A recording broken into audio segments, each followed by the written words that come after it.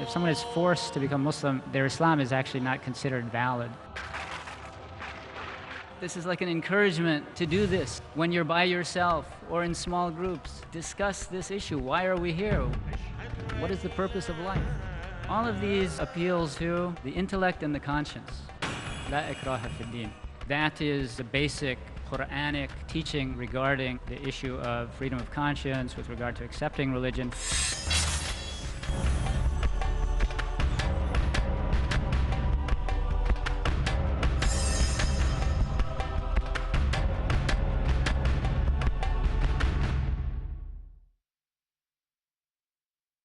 Moving in now to the question and answer session. Non-Muslims, brothers and sisters, will be given the first opportunity to ask questions if they're present. Kindly state your name and your profession before putting forth your question. May we have the first question, please? I'll begin with the gentleman here in the front. My name is Ismail Kamda. I'm from South Africa. I'm a student of Islamic knowledge. There's a hadith quoted by the non-Muslims and especially by the extreme Muslims. It's a mutawatir hadith found in many kitabs, saying that Nabi Sallam said, I have been sent to fight the people until they declare that there is no God but Allah. So how do we reconcile between this hadith and what you were speaking today about there's no compulsion in religion? The verb used there is uqatil. Okay, it's a third form verb from the pattern fa'ala of the three-letter root qatala. Qatala means to kill. Qatala means to try to kill. And that third form of the verb, it indicates, it's implicit in it also that there are two parties involved. So for another example of that is the verse about the hypocrites. It says, إِنَّ الْمُنَافِقِينَ يُخَادِعُونَ اللَّهِ وَاللَّهُ خَادِعُهُمْ. The hypocrites try to deceive Allah. Okay, and then وَاللَّهُ خَادِعُهُمْ, that's the active participle of the three-letter root. Allah's not trying to, Allah does deceive them. So because of their bad intent, He leads them astray. The intent there then would be that there's an attempt to kill people, but those people are also trying to kill you. Okay? So the historical record is that the Prophet ﷺ, when he sent the armies out in the path of Allah, he told them, I mean, this is very well established, you call those people to three things: to Islam. If they don't want that, then to accept the political authority of the Muslims and to pay taxes to that Muslim state. But if they refuse both of those, then to fight them. So the issue there was not that they were being forced to accept Islam, but that they were being actually, you could say, the forcible expansion of the Muslim political borders to include their territory within the state was being presented to them. So that was a political issue, not an issue of belief. And in those days, the Muslims actually, they really were bringing the people justice. I mean, if the Muslims of today were to go, knocking on someone's door with those three choices, what kind of justice are we going to provide them? Allah knows best. Brother, did you have a question there? Assalamu alaikum. My name is Abdul Azim. I work in the IT field. I just wanted to ask you, when you quoted the hadith, whoever wants to change their religion, kill him. So how is this valid now after you made so many points against? Well, there's a principle in Islamic fiqh, which is that when you have a general statement in one text and there are limitations in another text, that the general statement has to be understood in light of the restrictions in the restrictive text. And when you look at the action of the Prophet ﷺ with regard to this issue, when you put those three aspects of the evidence together, along with the Quranic evidence, then The person who simply decides, look, Islam's not for me. Okay, I was born in a Muslim family. There's a case that came up in Malaysia. A woman who, born in a Muslim family, and, her parents were very weak Muslims, and as she was growing up, she made Christian friends, and she ended up living with Christians and becoming a Christian. So she applied to have her personal status changed, because in Malaysia, the religion is on your ID card. She made an application to change it from Muslim to Christian. And it was turned down, turned down, turned down. It became a big case. And so that's an individual who is not threatening the Muslim political order or the state. So in that situation, the justification for a death penalty for someone like that, I personally don't see that as being justified. When I previously, a lot of this lecture is based on a book by S.A. Rahman called Apostasy in Islam. He's a retired judge from Pakistan. And before I read that book, I just went along with the opinion that I had received. This issue just came up when we were studying hadiths from Sahih al-Bukhari when I was in college. And like most things in the college, it was dealt with in a rather summary fashion. It's like you don't have to even really investigate it. This is the way it is. So before I read this book, and I went along with that, I would present this argument to justify the death penalty for apostasy by bringing up the case example of Afghanistan. Here you have the Afghan government in the 1950s. They sent military officers to the Soviet Union for military training, and some of them came back as communists. And they began to spread their ideology among their fellow officers. So what happened was that they made a coup d'etat, and they overthrew the government. They tried to impose a communist regime on Afghanistan, and something like 2 million people have died. Millions of people were uprooted from their homes.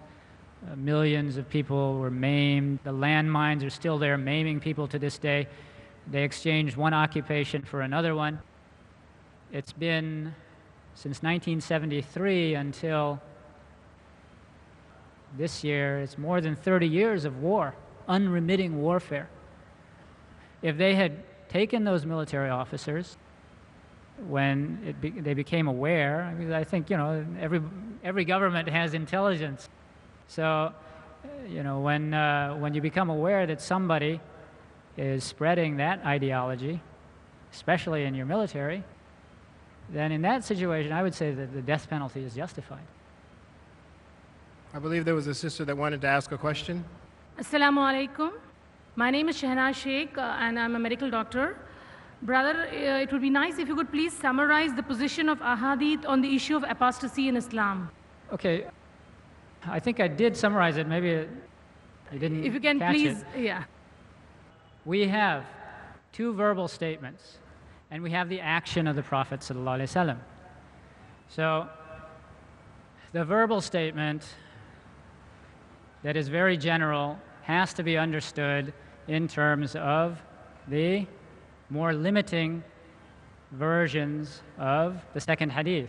The blood of a Muslim is not lawful except someone who leaves his religion and dissociates himself from the community, the jama'ah. And if you go along with that third hadith, which is, its isnad is authentic, who takes up arms against the Muslims. And that is further strengthened by the action of the Prophet ﷺ. Okay, we didn't get to all of the examples, but there are a number of Quranic verses that refer to people becoming apostate. وَقَالَتْ طَائِفَةٌ مِّنْ أَهْلِ الْكِتَابِ آمنوا بالذي أنزل على الذين آمنوا وجه النهار واكفروا آخره لعلهم يرجعون.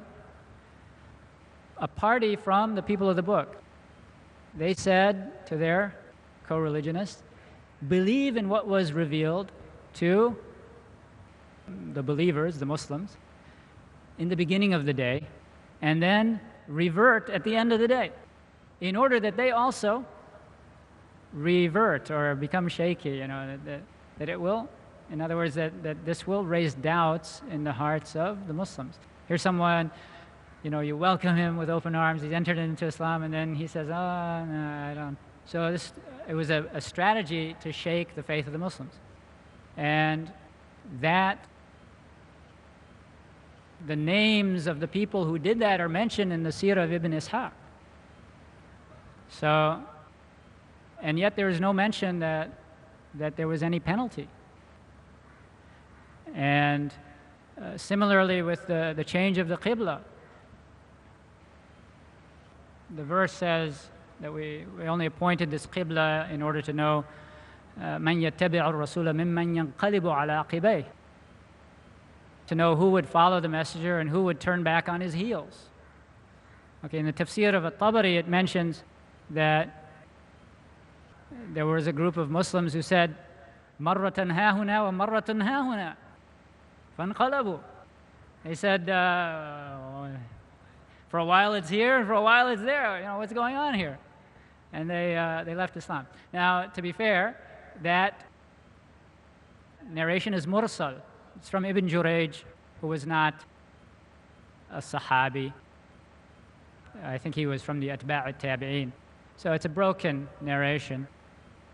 Yet we do have these examples where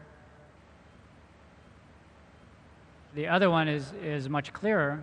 And these Jews accepted Islam and then they left it, and there's no record that anyone was killed.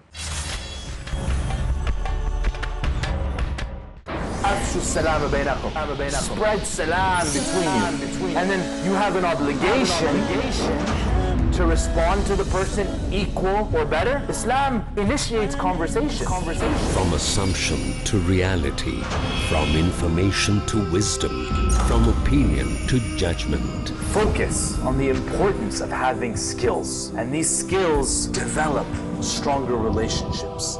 And from that relationship, Mahdi Qasqas. you can seriously help somebody and make the helping process easy, as we're intending to do here in this Knowledge to Action program. Appreciate the just and righteous teachings of Islam, along with an impartial attitude that leads you from knowledge to action.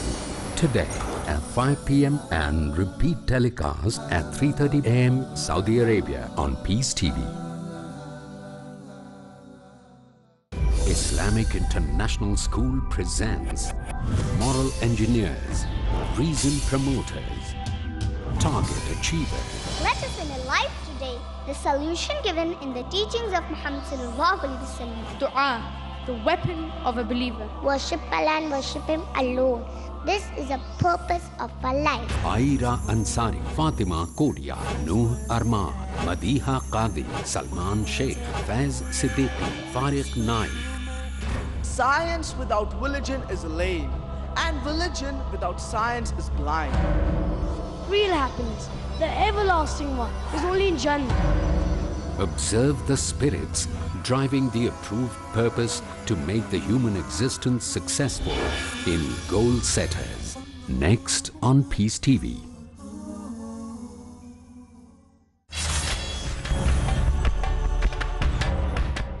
And another example also that's relevant is the famous hadith of Abu Sufyan. When he happened to be in Jerusalem on business, when the letter of the Prophet ﷺ reached Heraclius, the Roman emperor. So Heraclius sent out his men after reading the letter. He said, find me some Arabs, find me some people from this man's homeland. So they went out and they brought in this whole caravan, these merchants that were there for trade. And so Heraclius asked, who among you is most closely related to this man? So Abu Sufyan, he said, I am. They said, all right, sit here in front, and the rest of you sit behind him. And I'm going to ask him some questions. If he tells a lie, let me know.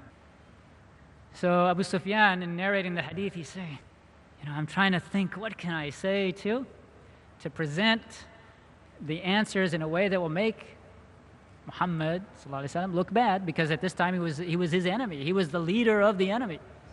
So he asked him, Heraclius asked Abu Sufyan, he said, do any of his followers leave his religion raghbatan anhu? Do any of his followers leave his religion out of aversion for it, dislike for it?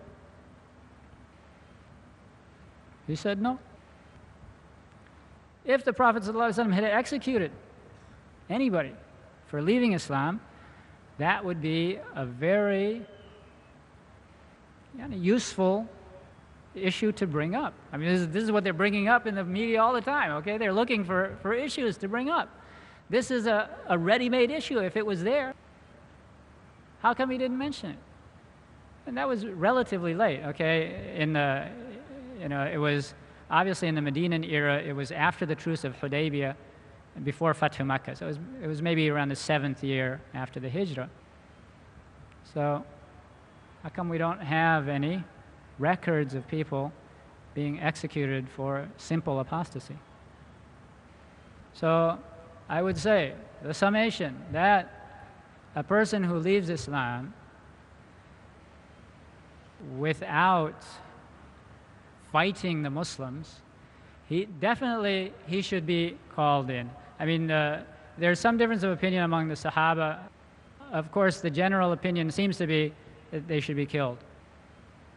But Omar, for instance, there's narrations in the Musannaf of Abdul Razzaq which mention that the person should be brought in and they should be held and talked to and talked to and talked to.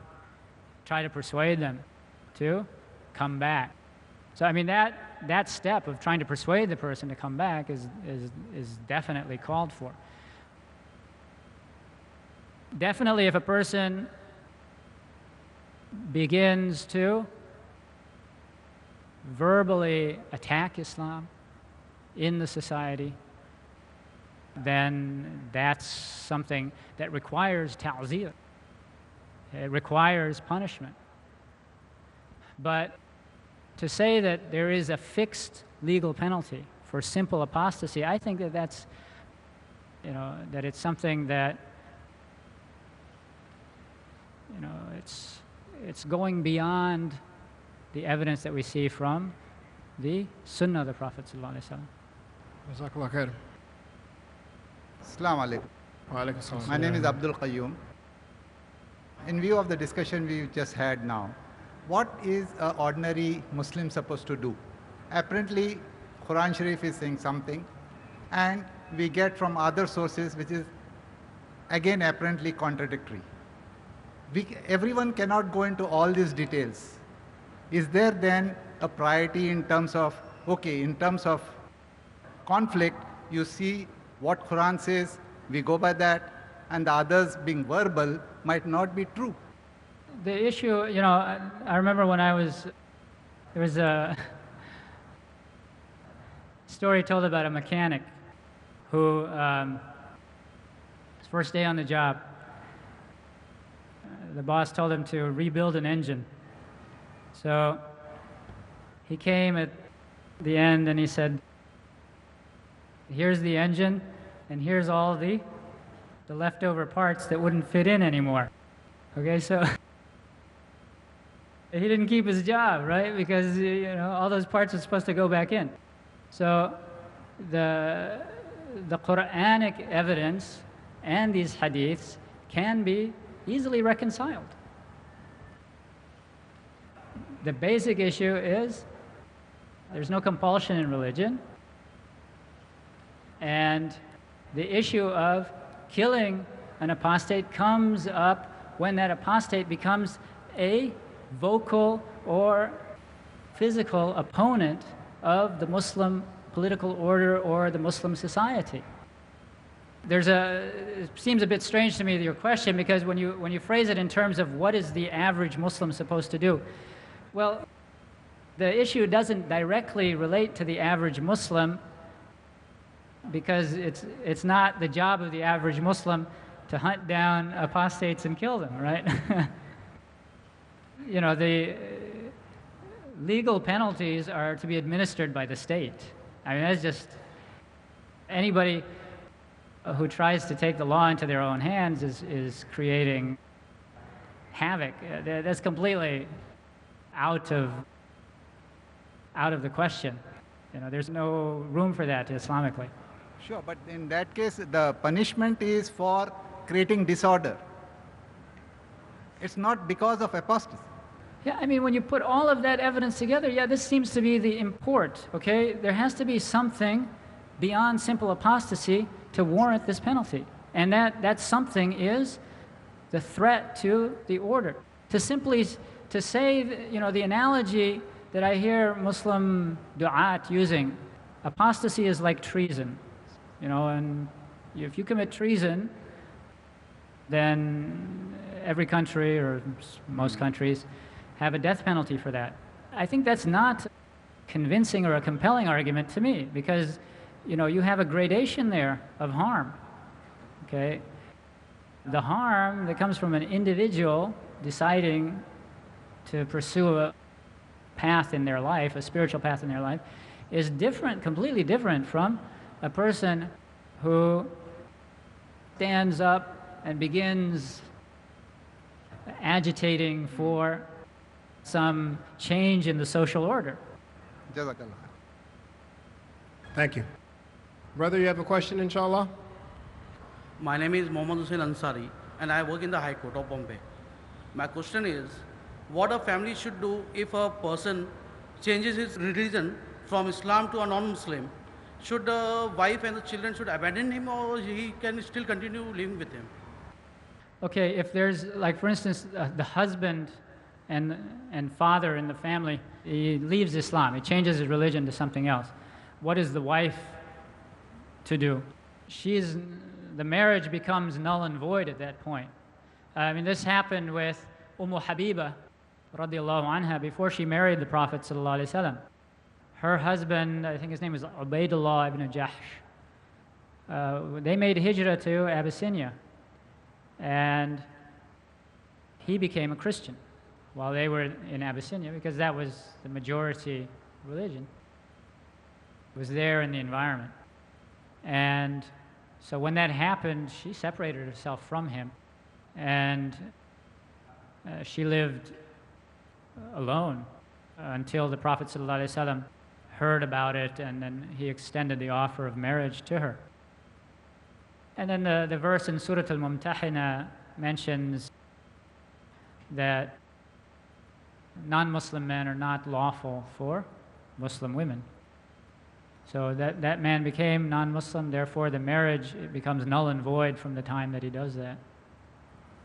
No, I'm talking about the present stage. If the husband claims it through court that some of the children should be accompanied him, or he claims over the children, so in that stage, what answer do you have for that? Well, from my understanding, these kind of issues are dealt with in India under Muslim law, right? Isn't there, like for issues of marriage, divorce, inheritance, etc., the government recognizes some kind of Sharia court or something to handle that. A Sharia court then would definitely not give custody to the father, because he has no right to custody according to Islamic law. Once he becomes a non-Muslim, then the marriage is null and void, and the Muslim among the two, the adult Muslim would be given custody of the children. No, I am talking about in India we have Hindu law for Hindus and Mohammedan law for Muslims. Yeah, okay, so, I mean, there's no way on earth that according to any madhab, that the apostate would get custody of the children. Thank you, brother, for your question. That was very important, and I hope everyone benefited from the answer. I thank you for your patience, brother. Go ahead. Since everybody is free to follow their own religion, then how should we deal with Christian missionaries who are very eager to convert Muslims to Christianity? The real issue is that, I mean, Muslims have to have an active effort to reach the Muslims and activate their faith. And, you know, I mean, this process, you know, like it or not, it's going on all over the world. So there's plenty of Muslim countries where Christian missionary activity is allowed.